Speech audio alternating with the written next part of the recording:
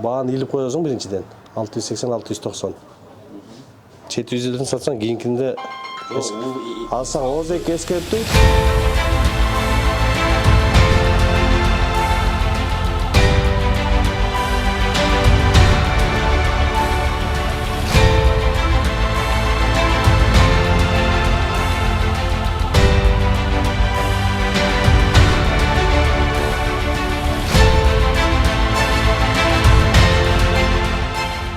Birinci seni kilip koy. Oşa seniki karap duruyor, anam al. Misali mağam narşı son tutuyor. Kilazı kaçadan değil, ana da koyuyorsun. Sen başına ortayısın. Kilazı bunu 680-690 değil. Oşa meni sattı ortalığı. Hop, men oşanda öyle sattım aka. Al sana, men saka sattığımız o, mına oşonçadan beri. Erten geçe sürüp. Erten bağın çok kozu taşınışlar satıyor.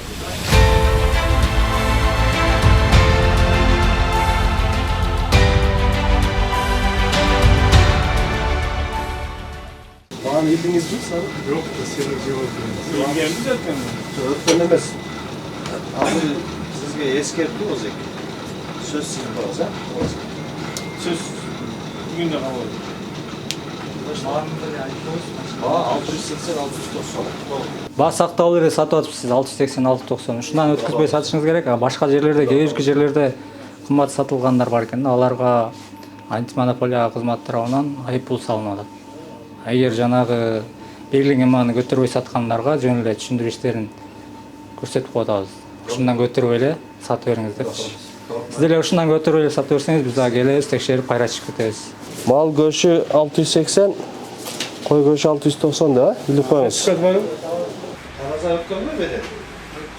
Somet gelse, Somet kişine kımbatırak Somet'i Ardeni seyle vuralız da. Жал түшүп атат.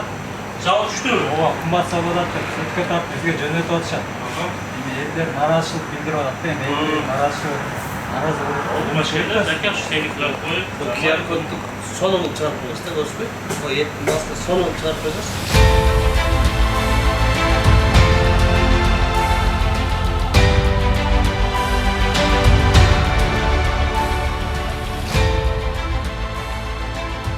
Kamerke veterинарный службалар жооп берет. А ет бышкандан кийин биз сан ет санча бир жооп беребиз. Ошон үчүн бышырылган эттердин мындай сатып алгыла. Каерде бышырып атасың? Anda o haldeşçi bizge veriş gerek şunlar. О, халдиштен суралды.